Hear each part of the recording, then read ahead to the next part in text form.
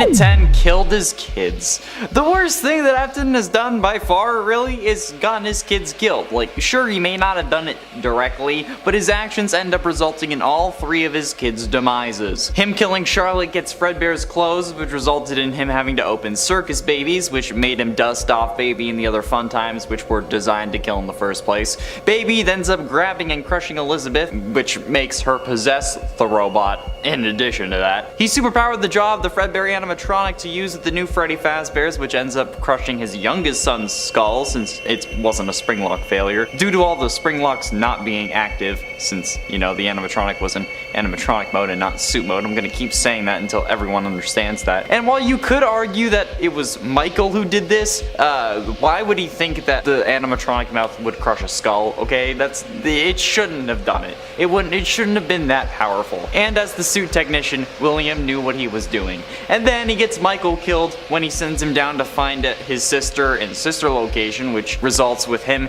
getting stuffed full of Ennard parts, which then makes him want to let himself burn in Pizzeria Simulator. So yeah, William's actions got all 3 of his kids killed just because he wanted to kill his business partner's daughter.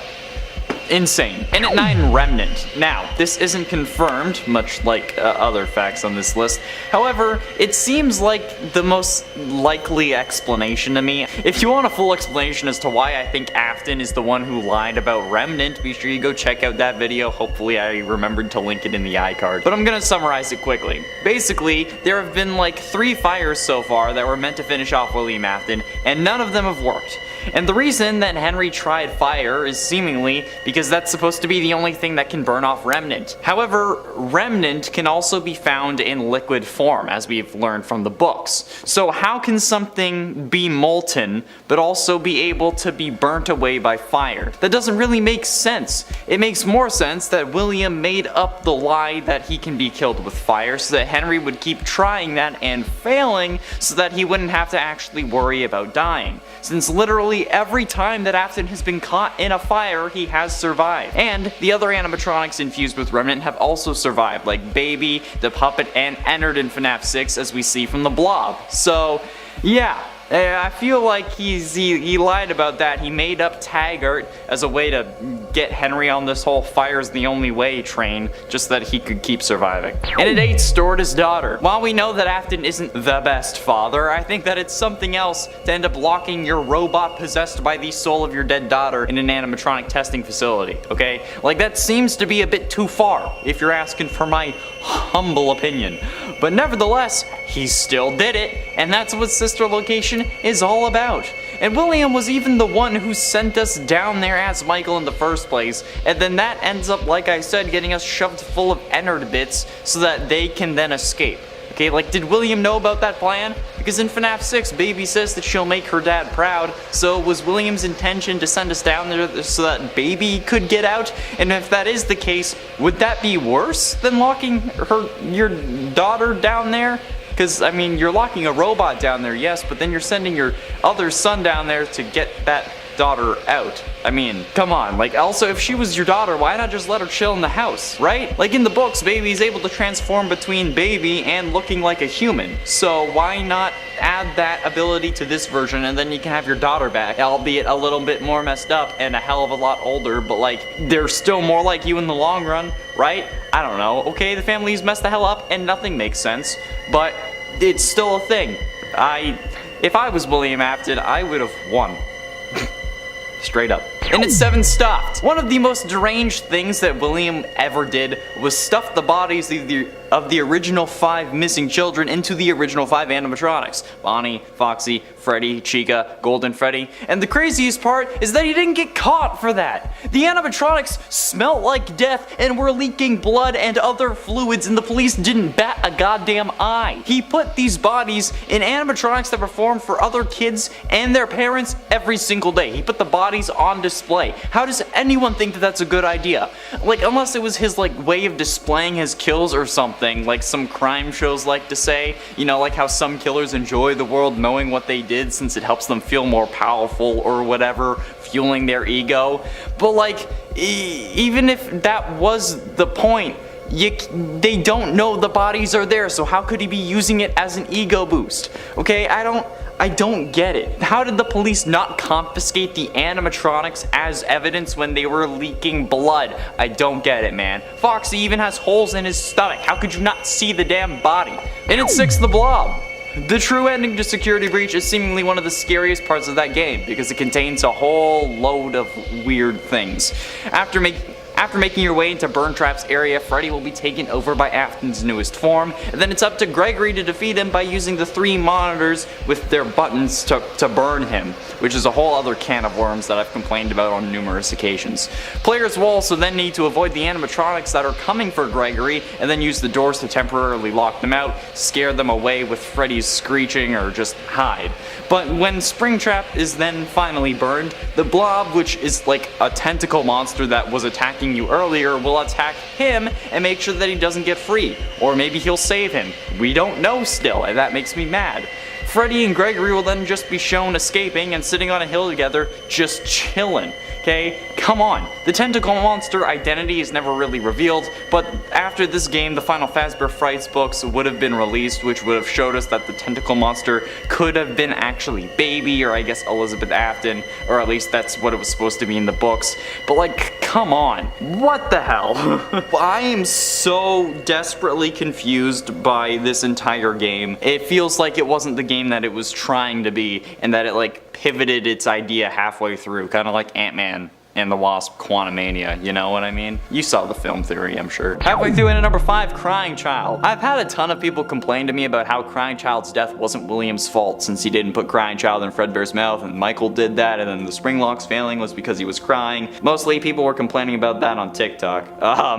However, to me, there is no logical way that an animatronic jaw would have crushed his skull. And you know what? Even not just to me. It should be to all of you as well. The spring locks, like, they weren't in use. They didn't have to keep the things to the side because it was in an animatronic mode. And even if it was, an animatronic jaw would require so much power to actually, like, accomplish the closing of that. So like the only way that Crying Child's skull could have been crushed was if Afton had intentionally superpowered the jaw of Fredbear, which would make sense if he wanted to use it as a kill machine, or maybe even a backup kill suit, or maybe he was originally planning on using Fredbear, but then after his son got crushed in it, he was like, yeah, no, let's move on to Spring Bonnie, okay? This is just the worst way of going about it. There is no way that this was a spring-lock failure. The Fredbear suit was already in animatronic mode, meaning that the spring lock mechanisms, which are the things used to keep the robotic parts to the side, which are the things that would have failed, weren't being used. The spring lock failure problem comes from when those mechanisms are put under stress of keeping the robotic bits away from the person inside the suit, and then they fail, and then that's when all the metal parts go back to where they were. So if it's in robot mode, the spring locks can't fail because they're already in use, okay? Keep in mind, again, the term for spring lock in this context is referring to the parts that move the robotic bits away instead of the actual suit, which is also sometimes referred to as a spring lock, but I'm talking about the actual bits that would have failed because they weren't in use. In at 4, Elizabeth.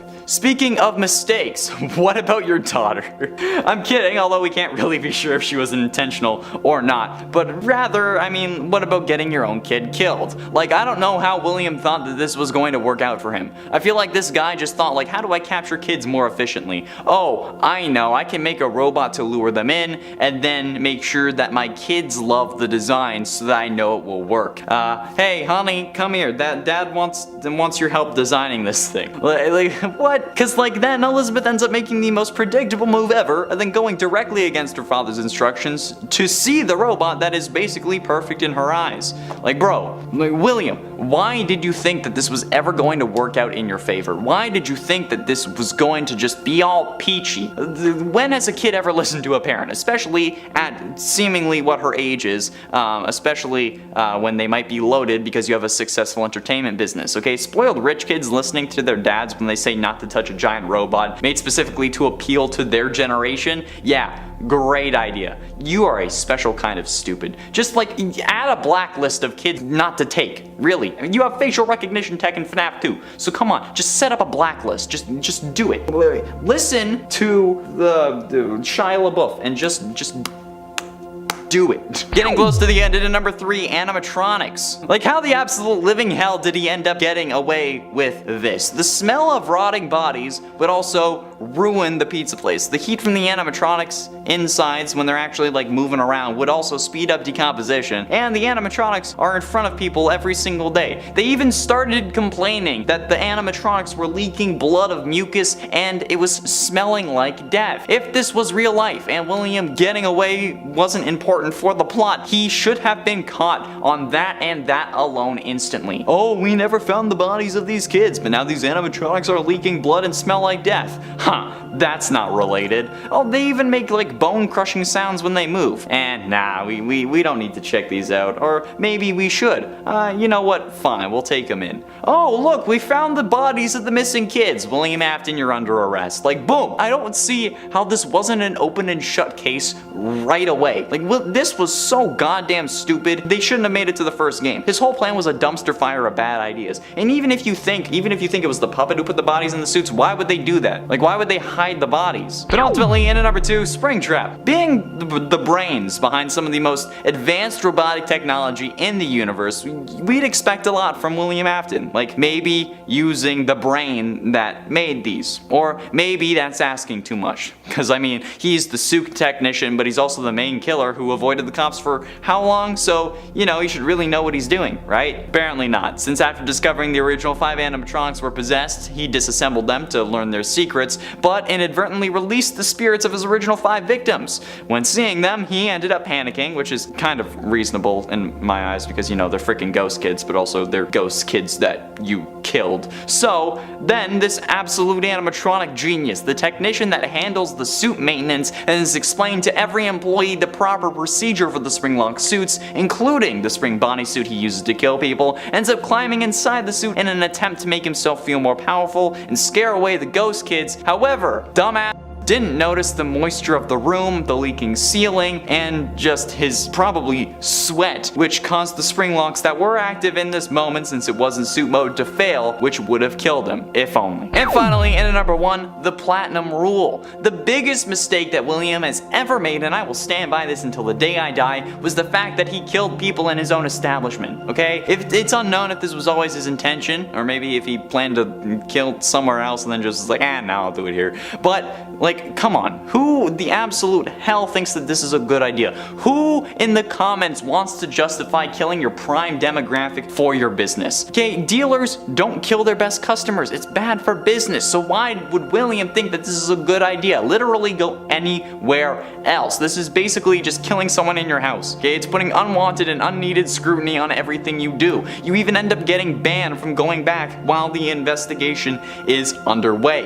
It didn't help your business either, okay? You had to close the first location, resulting in you opening another one that killed your daughter, and then you had to close that one and open up a new one, which ends up getting closed, and then you get locked in a room for 30 goddamn years, okay? This one mistake leads to literally everything else in the series. You don't do that. The platinum rule, we learned this from Barney Stinson. Don't crap where you eat, okay? If you just don't do it. And 10, Cassidy. Assuming for this scenario that Cassidy is the one you should not have killed, which she's not, but you know what, for you guys. This is one of the dumbest things that William could have done. Or maybe he doesn't actually consider it a mistake, since the one you should not have killed, after all, is keeping him alive. They're doing it as a way to make him suffer, though. So since it's potentially a mistake, but could also be considered a good thing depending on the angle, I'm gonna go with number 10 for this one. But even if he does consider that a good thing, or if Cassidy doesn't end up being the one you should not have killed, which he's not, killing those 5 kids that made up the missing children's incident that included Cassidy was certainly a mistake, since it caused literally everything else in his life to go downhill. I mean, it was starting to go downhill, but it started going even worse, okay? And he does end up suffering extremely only because of that kill and the others, okay? So if you don't want to count Cassidy as the mistake, because she's not the one you should not have killed, which is still the case, I don't care what you guys say, I know.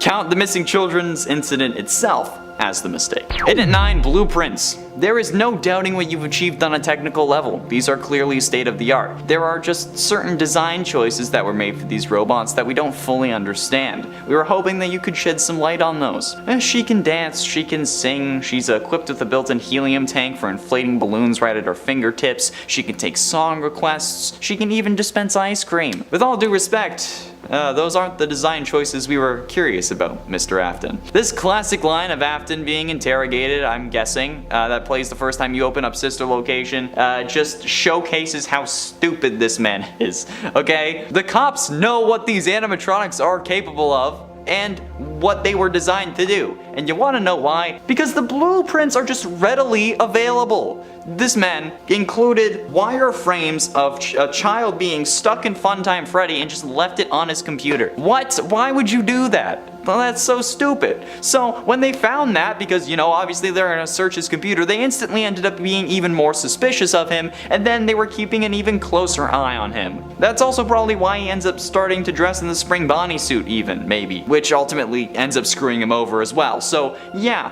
designing the Funtimes as killbots was definitely a bit of a mistake, but then leaving the wireframes on your computer was something even dumber, especially considering how one of them was meant to symbolize your dead wife, and the other one ended up killing your daughter. In at 8, Charlotte. While yes, Charlotte may have been Afton's first true kill, causing his descent into madness, this is more so because of what she really turns into. Because, like, somehow, this also didn't make Henry end Afton instantly, because if he had, I would understand that. But in the games, Charlotte ends up possessing the puppet, who then gives life to the other animatronics, which causes Afton to disassemble them and then release their spirits that then scare you into your Spring Bonnie suit that crushes you, and then you start going even crazier. But even discounting the game aspect of her, like, killing being a mistake, in both universes where William kills Charlotte, Henry comes after him for it, which results in what should be his death multiple times over. And not to mention how in the books specifically, unbeknownst to her, she is an animatronic robot that was meant to replace the daughter that Henry had lost, but it's also revealed that the animatronic is also, her adult form is also Baby as well, who can switch between her human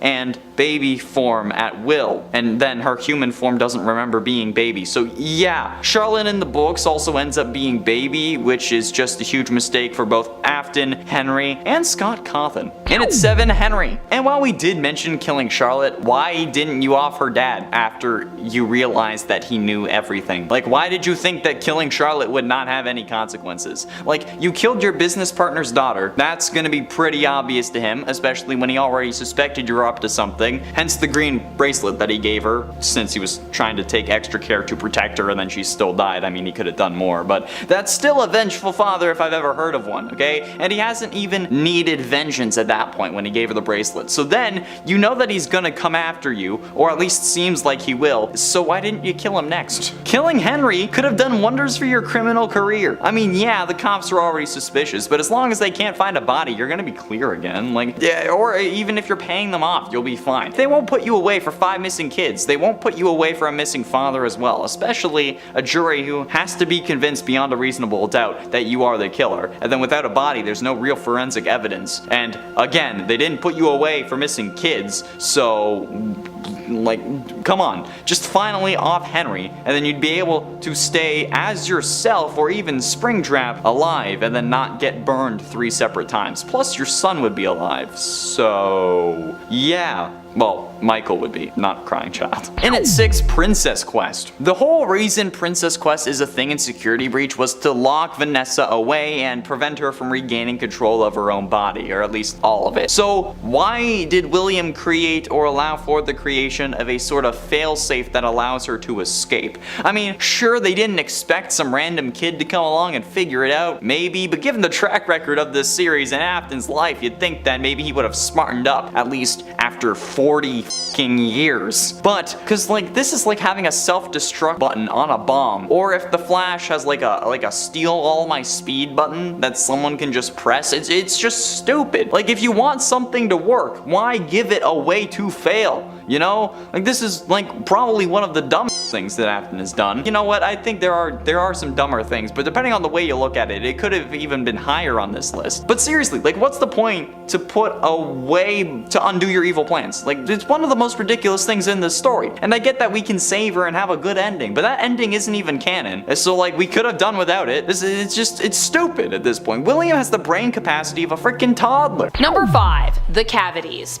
I mean, the fact that all of his attacks seem to have been premeditated based on evidence we have uncovered through the games seems like a pretty good reason to want William to suffer. A very interesting discovery came to us via the blueprints for the animatronics that we received during the video game Five Nights at Freddy's sister location. In these blueprints, it appears that some animatronics have chest cavities, with one even being shown to have been filled in with the drawing of a small person that is stuffed inside there. This seems to imply that William created these animatronics with the main secret purpose of using them to abduct and store his victims, using the animatronics as aids in kidnapping and killing, which is pretty despicable. Number 4. Charlie's fate. To many, William appears to be the mastermind behind the death of Henry Emily's daughter, Charlie, and for this there are many that feel he deserves to be punished, which to be honest is pretty fair. We don't know why William did this, but it seems to have been pretty intentional, and possibly was done either maliciously to hurt Henry for some reason, or even worse, to use Charlie in one of his twisted experiments in regards to achieving immortality, which it also seems plausible that William Afton could be obsessed with, although once again, this is us kind of figuring that out, but we don't really have it confirmed. William's never said it, but yes. Many believe though that that is his true goal, and at this point I am one of those people. Charlie also died all alone, which makes her death even more sad and more terrible, and for that I truly do believe that William deserves to be punished. Number 3. Countless victims. When it comes to William Afton, there are the victims that we know about, but there could always be more than that. Based on William's animatronic creations, it seems as though he was doing his best to make sure he had an endless supply of victims for him to use, possibly in experiments, either capturing and harvesting remnants as part of his experiments to make himself immortal, or simply killing for fun, or a combination of both of those things. Already his list of victims feels long, and what's worse is we don't even know if this list is complete. There could be even more victims we just simply do not know about. I'm half expecting to later find out that he has a den filled with bones similar to Pennywise's lair in Stephen King's It. I mean, who knows, there could be countless victims here. Number 2. Elizabeth's fate. One of the worst things that William has ever done in my opinion is possibly intentionally harming his own daughter. I mean, granted, this might not have been intentional, but based on what we know of William, the idea that what happened to Elizabeth was some kind of freak accident doesn't really make a lot of sense to me. And if somehow her death was the result of an accident, then at the very least we have to consider what happened to her a terrible indicator of complete gross negligence on William's part, which yeah, either he did this intentionally and he's a super evil person, or he's like a really bad parent. I mean, William basically left her unsupervised around a robot it seemed he knew was programmed to kill, so what is that about? It seems more likely that William actually planned for this to happen in order to use his daughter's soul as fuel for another of his experiments. And sure, maybe he was, just trying to make her immortal like he wants to be, but there is no indication that she knew this, and so she could never have really signed off on participating if she didn't know. Like, there's no consent there that could be given because she didn't know about this if that was the intent, and I don't think it was. However, it seems that when his experiment resulted in creating the vengeful, manipulative, and violent being that is Circus Baby, William simply decided to terminate this project, which is probably why he sent Michael in. Number 1. Machiavellian Machinations. I like the title for this point. It is supremely fun to say. Machiavellian Machinations. Try saying that 5 times fast. Basically what this means is William Afton is a mastermind, a puppet master. He's just a person with a bunch of plans, and all of them are really no good. To be Machiavellian is to use emotional manipulation to gain something, either to achieve a greater goal or simply for your own personal gain. And machinations simply means basically to scheme. William is a master in both regards. He loves to scheme, and he definitely is happy to manipulate others in the process of doing so, to ensure his scheme's success. I mean, granted, we still don't really fully know what his goals are or what his main goal is, but we know that he definitely has something. I mean, I would hope. Could you imagine? He's like, why did I do it all? No reason. That would be so ridiculous. And we know that he doesn't seem to mind putting others in harm's way, even his own offspring, in order to ensure he achieves said mystery gold, whatever it is. And at 10, killed his kids. The worst thing that Afton has done by far is getting his kids killed. Like, sure, he may not have done it directly, but his actions end up resulting in all 3 of his kids' demises. Him killing Charlotte gets Fredbear's closed, which results in Circus Baby's opening, which made him have to dust off Baby and the other fun times which were designed to kill in the first place. Baby then ends up grabbing and crushing Elizabeth, resulting in her possessing that animatronic, because, you know, it was designed to lure kids and probably had her input. He superpowered the jaw of the Fredbear animatronic that was used at the new Freddy Fazbear's, which ends up crushing his youngest son's skull. And while you could argue that that was Michael, why would he think that Fredbear's mouth would be that overpowered? And as the suit technician, William knew what he was doing when he made it. And then he gets Michael killed when he sends him down to find his sister in sister location, which makes him learn the truth, and then also gets him stuff with Ennard, and finally results with him letting himself burn in Pizzeria Simulator. So yeah, William's actions get all 3 of his kids killed, but just because he had to kill his business partner's daughter. And at 9, possibly killed wife. Now, this hasn't been confirmed as of yet, so this is currently not really canon, but many people still consider William Afton offing his wife to be the story of her demise. Even though technically we know nothing about her and she could still be alive, many people consider her to have died either in a car crash or because William got a little fed up. Those are the most common thoughts on the matter, at least. Although her dying in a car accident came from like a FNAF music video from the Living Tombstones that was probably also using Minecraft characters, although I don't think it was. But like, yeah, it's in no way canon to the series. Yeah, I've had to tell people this in my DMs after they've been yelling at me, telling me that it's a canon car accident, but no, it's not. It's not even actually canon that she died. But the potential is still there that William was the reason she kicked the animatronic part-filled bucket. Since it's only really a possibility though, it's at number 9. If it gets confirmed though, I'm more than willing to bump it up on the list. Although statistically speaking, your spouse is the person most likely to kill you, so she should be on her guard. And at 8, lied about Remnant. Now, this isn't confirmed, much like the fact that he possibly killed his wife. However, this seems like the most likely explanation to me. So if you want a full in-depth dive as to why I think Afton actually was the one who lied about Remnant, be sure you go click the video linked in the iCard. I'm hoping. It might be. But I'm gonna summarize it quickly here. Basically, there have been 3 fires so far that were meant to finish off William Afton, and none of them have worked. The reason Henry tried fire was because that's supposed to be the thing that can burn off Remnant. However, Remnant can also be found in liquid form. So how can something be molten but also burn away if it's set on fire? That doesn't make sense. It makes more sense that William made up the lie that he can be killed with fire, so Henry would keep trying and failing to kill him with this method so he wouldn't have to worry about actually dying.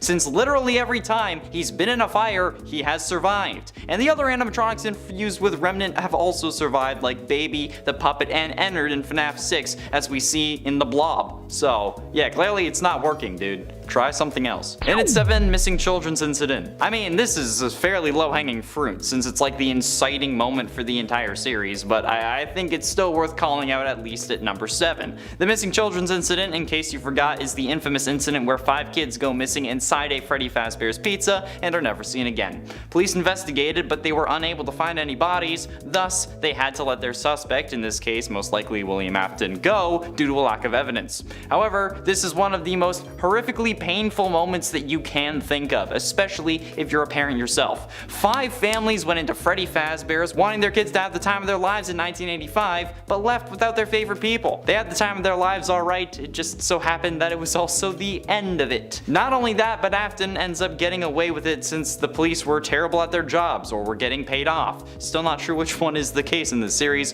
but the missing children's incident is one of the most messed up things to ever happen in this series, but without it we wouldn't have the series. At least it's all fake though, on this earth. And at 6, animatronics. We can joke all we want about how Afton has a hardcore bloodlust in this series, but his desire for human destruction has been there since the very start. And thanks to the fast facts found in FNAF AR's files, we learned that the Funtime robots, the ones used in Sister Location, were actually some of the first robots that Afton ever made. Not exactly the first, but among the first. And they were built with special containment chambers to store away items, which we all know is code for children's storage tanks, baby. We see the Funtimes have kids inside them in their blueprints. So this means that Afton has been wanting to kill kids since before his kids had died. Hell, maybe even before they were born, depending on the timeline. Which at this point is as simple as my feelings for Vanessa, which are not simple at all. Number 5, Springtrap survives. I think one of the most horrifying things to think about is how many times William seems to have somehow somehow cheated death. Above all, his goal seems to be to become immortal, and in a twisted way, kinda seems to have succeeded there. This is showcased during the end cutscene in FNAF 3, where despite Fazbear Frights having been burned to the ground,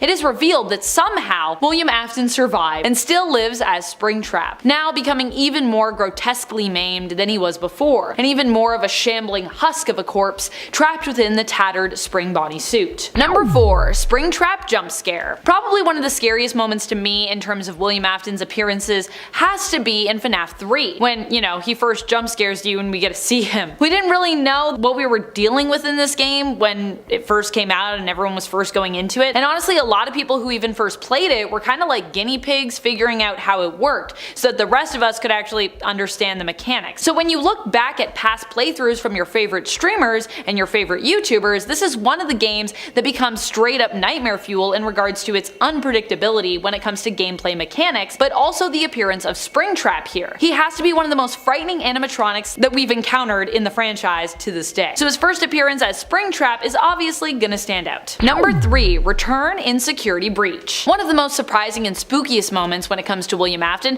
happens when he appears in the most recent game, Security Breach. In this game, William Afton returns as a creature being dubbed as Burntrap. This is because he appears to be completely charred, and people also know he was last seen as Glitchtrap in Help Wanted, where he was supposedly completely gone but now just kind of existed digitally, so we thought, okay, this guy, he's gone. But of course, that was simply not the case. We had all hoped that Vanny would be the new villain taking over, but if there is one thing that remains true about William Afton, it's that he really does always come back. Number 2. Peripheral Presence. Definitely one of the most horrifying moments for me involving William comes from Help Wanted, as I think it well should, considering that VR horror is probably the most terrifying kind of horror game that we have. And understandably so, because with most games, you can easily detach from them, but with VR it feels like you're fully immersed because they're not just out here and here, they're all around you, if the game of course is good. William as Glitchtrap doesn't even have to do much in this game to freak me out either. I think one of the scariest moments involving him is actually just in the minigame lobby, where you return to after completing or failing a game to select your next one. Here Glitchtrap will seemingly kind of phase in and out of view,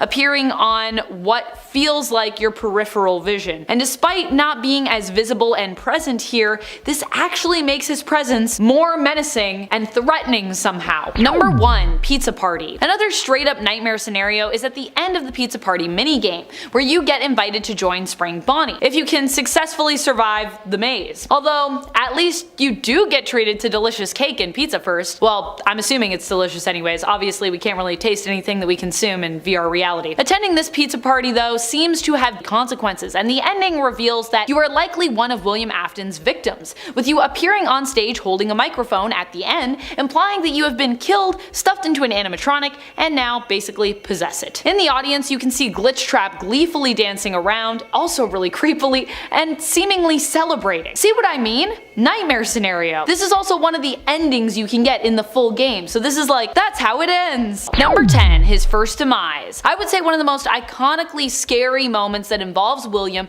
comes to us when his first defeat is revealed and we learn how he came back as Springtrap, or at least how he became Springtrap. Explaining how he lives after is actually more of a hotly debated topic than something that's super concrete, but at least we know how this happened because we see in the game. William Afton, arrogant as he is, flees the ghosts of his victims and attempts to hide and escape from them by getting in a Spring Bonnie suit. However, thanks to a puddle on the floor and his laughter at their inability to harm him, a little drip dripping into that puddle, the spring locks malfunction, causing him to be punctured all over throughout his body with the suit's springs and components unlocking. After being riddled this way, it would be assumed that William would have died because, he's punctured all throughout his body with springs and stuff. But instead, he somehow manages to live on. And friends, before we move on to our next spot on this list, if you love what we do here at Top 10 Gaming, and if you want more content like this, guess what? We got FNAF playlists. You can check them out and you can get even more FNAF content. Number 9. Appearance in FNAF 6.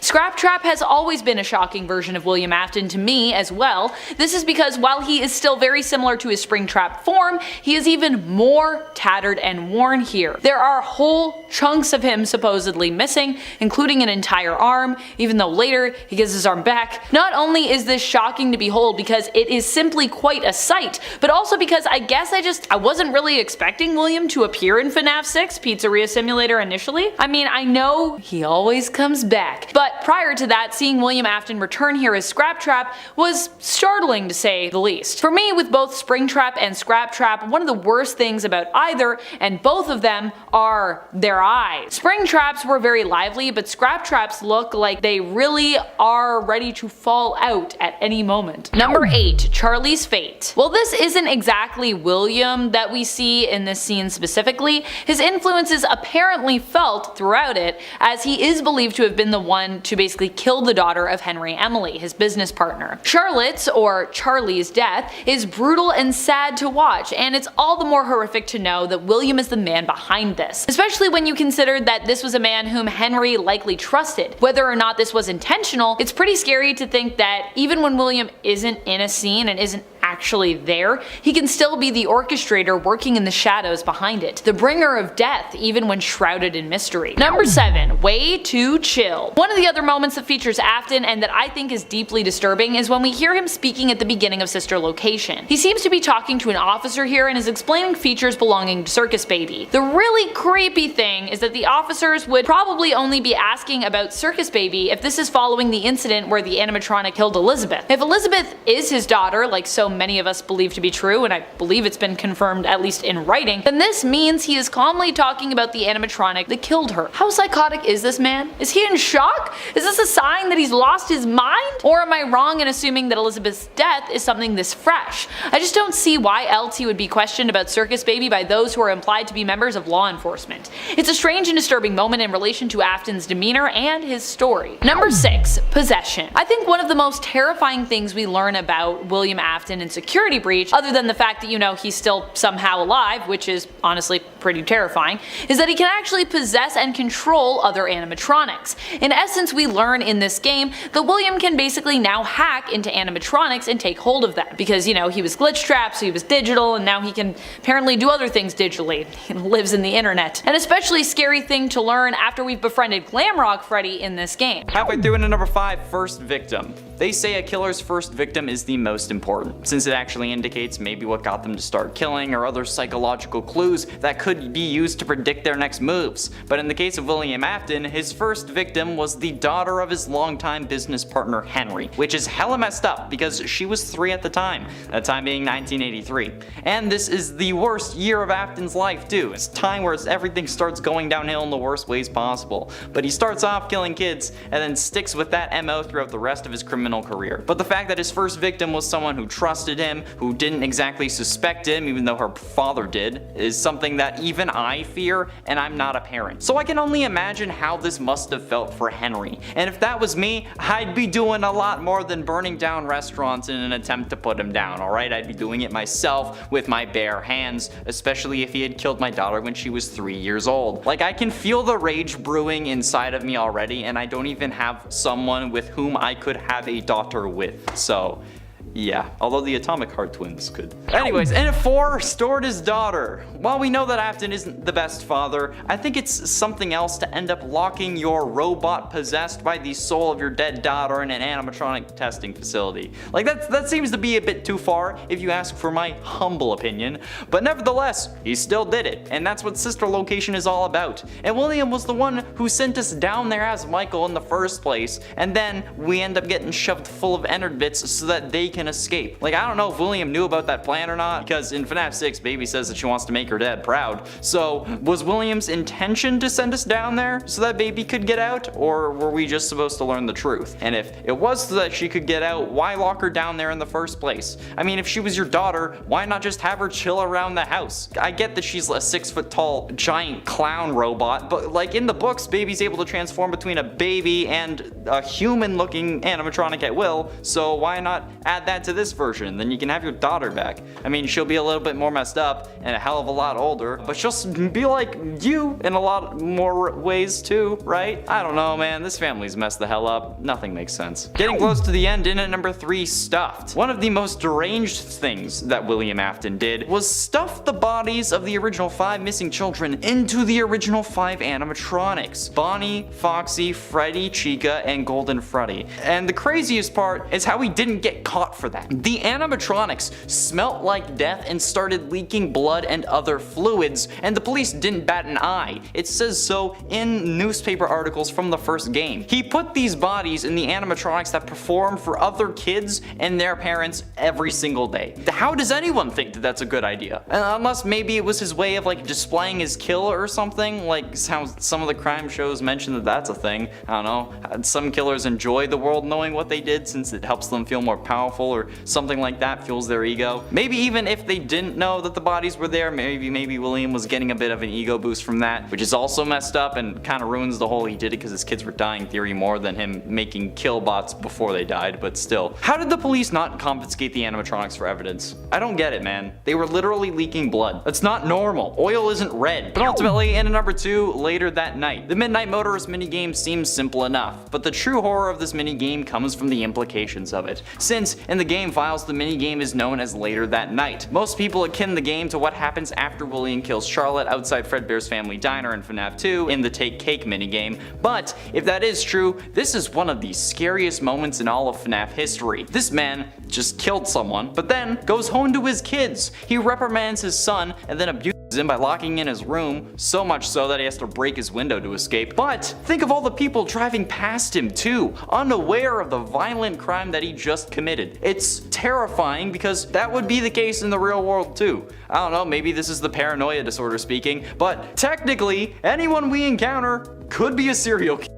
And that is a horrific thought, since also, technically, you're only alive because everyone you have ever encountered has chosen not to kill you, which only makes the whole anyone could be a serial killer thing even worse. And you know what, in this case, this man literally just killed someone and then comes home and yells at his son who's been in his room all day because you locked him in there. God damn, bro, how much residual anger can you have? And finally, in number 1, Vanessa. Possessing Vanessa was certainly one of the more messed up things that William did. It just sounds weird, you know? Like this guy just pops up in your VR headset and then takes over your body so that now you end up killing for him. That's just incredibly messed up. I mean, she knows what's going on too. Like she actively talks in hushed tones about how she can't talk about it to her therapist. So like what the hell is the dynamic here? I mean, possessing someone is already hella weird, but then causing them to make a rabbit furry costume because you're still a furry is a whole other level of kink that I don't even want to think about. And she also knows that there's an evil thing inside her, but she can't do anything about it, so she fears for her life, which only makes me wonder what William's been saying to her. And then she's also now, with full knowledge of her darker half, willing to lock a kid in a lost and found room until the police arrive, despite never calling the police because she knows her darker half is gonna come out and track him down because she wants him. Number 10, sociopathic. The fact that we have never seen William display a shred of remorse for any of his actions is a strong motivation for wanting him to suffer or believing that suffering is what he deserves the most. When confronted by the ghosts of his victims, he literally laughs at them. When his daughter has seemingly just been lost to him forever as the result of his own actions even, he seems to be calm, cool, and collected somehow, as though he isn't bothered at all by this. I mean, I know everyone grieves differently, but it definitely seems, based on everything else that we know of William, that he simply isn't grieving at all here. And friends, before we move on to our next spot on this list, if you love what we do here at Top 10 Gaming, why not show us you love us by clicking that subscribe button? That way you won't miss any FNAF content. Goodness knows there will be more once this movie gets underway and once we get, finally, the Runes DLC. Come on DLC, where you at? Number 9, creating Vanny. What terrifies me the most? The idea of not having control over your own body, mind, or your actions. The idea of possession. In essence, this is what William Afton manages to do to Vanessa, or Vanny. I'm still not really fully certain if they're the same person, although I am like 98% sure they are, just based off of everything we saw in Security Breach, but I digress. With Vanny, William as Glitchtrap seems to have found a way to literally control and influence minds. Seemingly, with Vanessa being her own personality and Vanny being kinda like the evil side of her that was created by Glitchtrap's influence on her mind. In fact, it seems that William Afton is the one controlling Vanny and making her do his bidding, while her other half, Vanessa, seemingly has no idea about this other life she herself is living. I'm also not sure if this is straight up mind control, but it kinda does seem to be so. Number 8, because nothing else has worked. I think another reason that William really deserves to be punished is because this has actually failed to work. Every time people have tried to punish him, like, he just always comes back. So anytime we finally feel, oh, this is it, this is the end, he's finally getting his dues, he's being punished, he's never coming back, he always finds a way somehow to do just that, to come back again, and you're like, wait a minute, I thought we dealt with you. Not yet, I guess. Although I guess he was also forced to live for a while as a punishment, but really that doesn't seem like a very good way to punish someone who seems to enjoy using their time on this earth to hurt other people. It just seems like a good way to allow William to basically prey on more victims. Goodness. I don't think that was fully thought through, really. Number 7, hasn't explained himself. I think one of the greatest reasons why William deserves to suffer is because he still has not explained himself or his actions. How wild is that? I mean, it's been how many years in terms of how long we've known of William Afton? It has been over 5 years and he still hasn't really explained himself. What kind of villain is he? So many villains are like fans of monologuing, but I guess not like William Afton. He hasn't even really hinted at why he's become a killer or what purpose it serves. Everything we know for the most part has not come from the development of his character at all, but from other areas and elements of the franchise. Knowledge we then attempt to apply to Afton to make his motivations make sense. It's like we're just picking up these little clues along the way and then being like, could this apply? Is this why William Afton is how he is? I don't know. Could be, but also we could be wrong. Number 6, one suit. He only seems to have one suit, other than him wearing the spring Bonnie suit, which I would not count. I mean, what is that about? I mean, really, it's a crime against fashion. So now not only is he taking lives, but he's also offending our eyes by only ever wearing one purple suit. Why has this man only one set of clothes? I personally like my villains to have a bit more flair, and so for this reason I would say he really deserves to suffer for not mixing it up and proving that he can be just as suave as we'd assume he'd be, as we've been led to assume he is. I mean, I just think he would be suave because he somehow convinced Harry to partner with him and managed to open up a restaurant successfully, and it's been implied that William was the more charismatic of the two, so you'd think, he'd show that through his sense of style. I open the movie, he has a whole closet of purple suits, but that they're all different so that we can redeem him from being not just a law-breaking criminal, but also a fashion criminal as well. I mean, I'm fine with you wearing a different purple suit every day, I just want it to be different, Just wanted to have a little bit of pizzazz. Halfway through into number 5, FNAF 3. After FNAF 3's endings, we learn about the fire and what we thought that it was. Or at least for around 20 seconds, we thought that it was meant to finish off Afton until people started brightening the final image, like we know what to do with FNAF pictures by now. And then that's when we saw Springtrap sitting in the shadows behind a stuffed animal, like it was like for an image in the news article.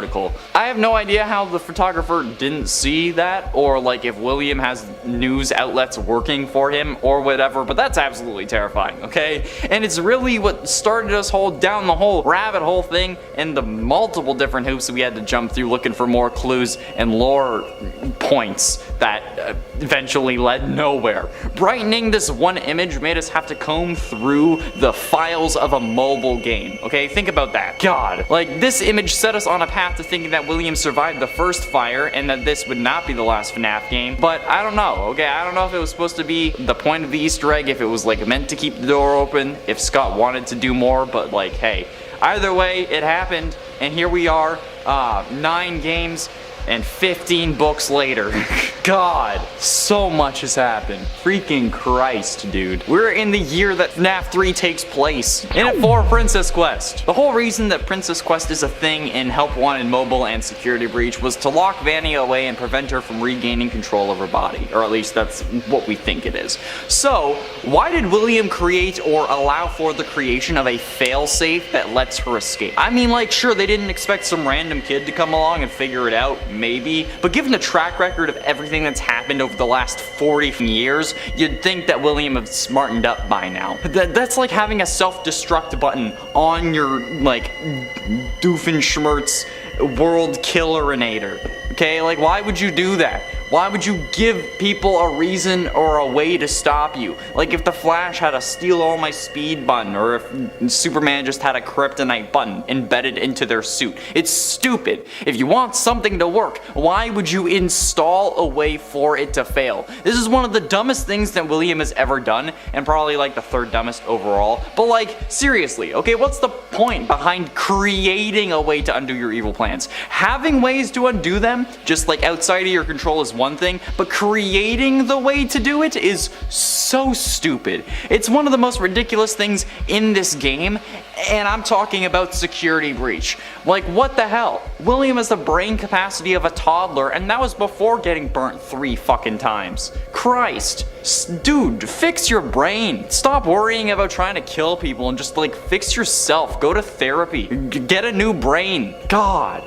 Getting close to the end in number 3, Assimilate. The ending of FNAF VR, like the real ending where you have to fight Glitch Trap, is certainly a terrifying moment. And it also just kind of sounds weird, you know? Like this guy pops up in your VR headset and then takes over your body, so you end up killing for him. That's messed up, okay? Like, that's not kind of messed up, that's incredibly messed up. I mean, she knows what's going on too, okay? Vanessa actively talks in hushed tones about how she can't talk about it to her therapist. So like, what the hell is the dynamic here? I mean, like, possessing someone is already pretty messed up, but then causing them to make a rabbit furry costume because you have a whole other set of kinks is something that I don't even want to know about, okay? Like, she knows that there's something evil inside of her brain that's making her do things, and she's not doing anything about it. She fears for her life, which only makes me wonder what William's been saying to her and like what she's been doing, okay? Like, she has full knowledge of her darker half, and it's not like William's going to make you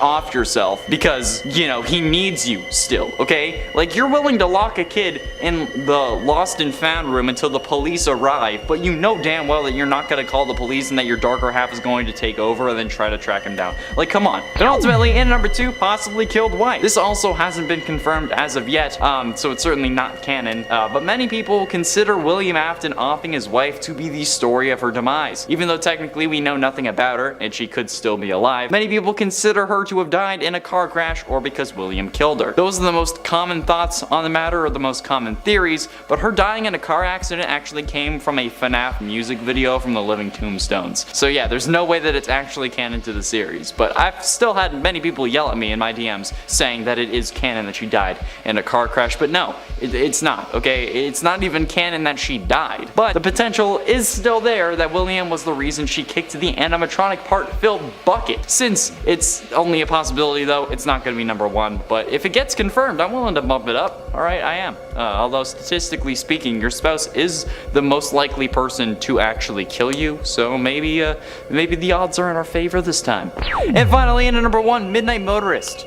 The Midnight Motorist minigame seems simple enough, but the true horror of this minigame comes from its implications, since in the game files the minigame is known as Later That Night, which most people akin the game to what happened after William kills Charlotte outside of Freddy Fazbear's in FNAF 2's Take Cake minigame. But if this is the case, this is one of the scariest moments in all of FNAF history, not even just for William.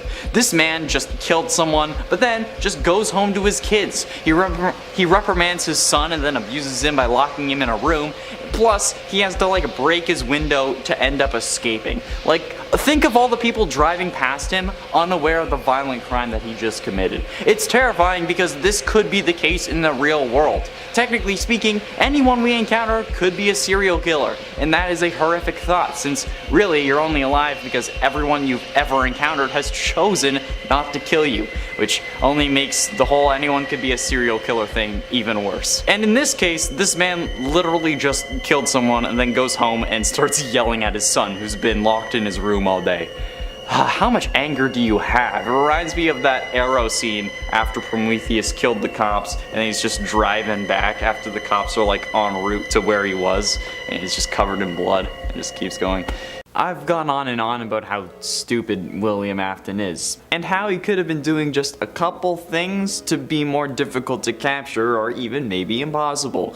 But just how would these things have made him a better villain? And what would have happened if William Afton was actually smart? That's what we're exploring today. Let's do it. Location. The location of the various crimes does actually factor into its effectiveness, believe it or not. The idea that William was killing in his own Fazbear restaurants is a ridiculous concept that in reality should have gotten him sent to prison. The saying is something along the lines of like, don't crap where you eat, which some take literally, others take as don't date people you see on a regular basis, and in this scenario I suggest that it should mean don't kill people where you're seen on a regular basis or, you know, constantly because it's your own business, especially if it's the business that like targets kids. And while yes, this doesn't instantly make you guilty, but come on, the first thing that anyone would do in this situation, not even a cop, would be question everyone who was working when whatever had happened, or whoever it was disappeared. And let's be realistic, an incident the likes of the missing children's incident from 1985 would ruin a business permanently. None of this somehow they stay open bullshit, because in the real world they would end up closing permanently, because no parent would want to go to a place where 5 kids went missing, especially when no bodies were found, which could maybe help them, but it certainly wouldn't help much. If Afton had any competitors, any at all, alright? Even this world's version of Chuck E. Cheese, Afton should have gone there. If he had any competitors, or literally anywhere else, would have made more sense. However, he chose to kill where he eats, and that's probably one of the worst decisions that he could have made. Well, aside from, you know, the killing in the first place. Animatronics. While the animatronics are an entirely other mistake, this time around I want to talk about how stupid it was to hide the bodies in the animatronics. Like, how the f*** did he end up getting away with this? The smell of rotting bodies would already ruin the place, especially when its focus is eating pizza. The heat from the animatronic insides would speed up decomposition, and the animatronics are in front of people every single day. They even started complaining that they were leaking blood and mucus, as well as smelling like death. If this was real, and William getting away with it wasn't important for the plot, he would have been caught instantly. Oh, we never found the bodies of these kids, but now these animatronics are leaking blood and smell like death. Hell, they even make bone-crushing sounds when they move. We should probably check this out. Oh look, turns out we found those missing kids. William Afton, you're under arrest for the murder of Cassidy, Fritz, Jeremy, Gabriel, Susie. Boom! Instantly. I don't know how this wasn't an open and shut case. Straight up, William was so goddamn stupid that he shouldn't have made it to the first game. Not to mention how stupid he was by building the Funtime animatronics with these item containment chambers, as he was calling it, since the cops ended up questioning him about why he made those design choices in the sister location opening scene. Plus, he superpowered the jaw of Fredbear from Fredbear's Family Diner to end up giving it a jaw that accidentally killed his son. Absolute moron. William, not the son. It wasn't his fault that he got his head shoved in there. If he had put it in there himself, it would have been his fault, but he didn't. Enemies. Now, while William did choose a set of easy marks, since, kids can't really defend themselves against a dude in a part animatronic furry suit, but he's a moron for exclusively killing that demographic only. I don't know why he did that. Sure, it's easier on him, especially when he's fully combined with an animatronic, but Henry serves as the opposition to William, and the reason William ends up burning multiple times. It's not Henry's fault that he turned into Springtrap, but it's certainly his fault that he turned into Scraptrap, since this is most likely due to the FNAF 3 fire, and the FNAF 6 fire turned him into Burntrap. So Henry has definitely been a pain in William's side for ages. Killing Henry would have resulted in nobody being able to chase William, basically. Like, Michael might have figured it out, but he wouldn't really be in a position to do anything without Henry. Henry gave him the FNAF 3 job, probably, and definitely gave him the FNAF 6 job, so if William had just offed Henry after offing his daughter, he would have had a much easier time. At least, I'd think so. That's why every comic villain wants to kill the hero, right? Because if they do, they'll have a much easier time committing all their various crimes. So how is this any different? It shouldn't be. William is an absolute buffoon for not killing Henry when he had the chance. I'm sure it was Henry reporting him to the cops, like, you killed this man's daughter. Of course he's gonna have some form of vendetta against your ass. He's coming for blood, and he actively tries to kill you multiple times. That's not something that you should have just ignored. You should have just killed Henry after his daughter, because honestly it makes sense. Then you kill his wife, or the mother of Charlotte, as long as she's in the picture, knows about it, and actually cares, because sometimes they don't. But mom's gonna go after anyone who wronged their child, okay? Oh, that's something to witness, I'm telling you. Even my mom is vicious as hell, and she's like the sweetest woman in the world. So, you just get rid of the family, alright? Especially when it's your business partner.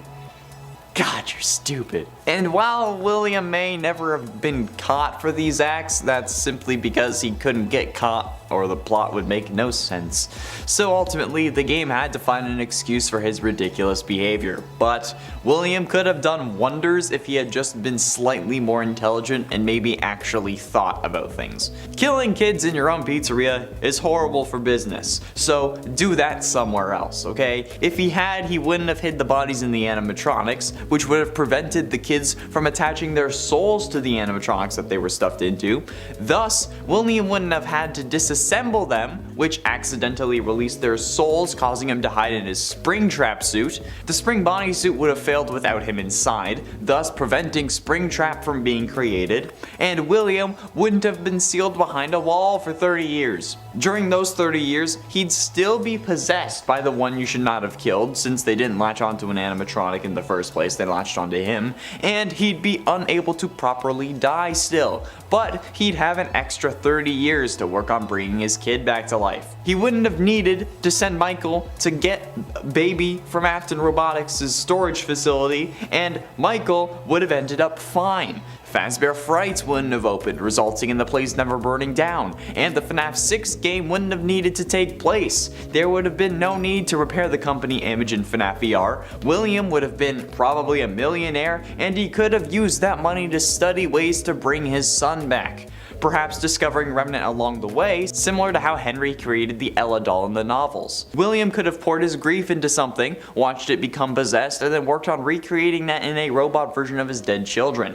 If his children even died anyway. Since Fazbear's wouldn't have closed, he wouldn't have needed to open Circus Babies, resulting in Elizabeth staying alive. And since Crying Child wouldn't have seen her get scooped, he wouldn't fear the animatronics. Thus Michael not needing to put his head in the Fredbear mouth because he thought it was funny, because his brother was scared. His brother wouldn't have been scared, so Michael wouldn't have needed to do that. William also just wouldn't have supercharged Fredbear's jaw, so even if Crying Child did get his head in there, which again I guess would technically be possible, he still wouldn't have died because of it. All of this simply goes back to William's first mistake, which was choosing to kill people in his own establishment. If that first kill also wasn't his business partner's daughter, nobody would have been suspicious of him and everything would have gone his way. Okay? Afton is smart. However, he could have been a lot smarter at the start. which would have resulted in him having an easy time on his killing spree, but I guess that would make for a very interesting game series, would it?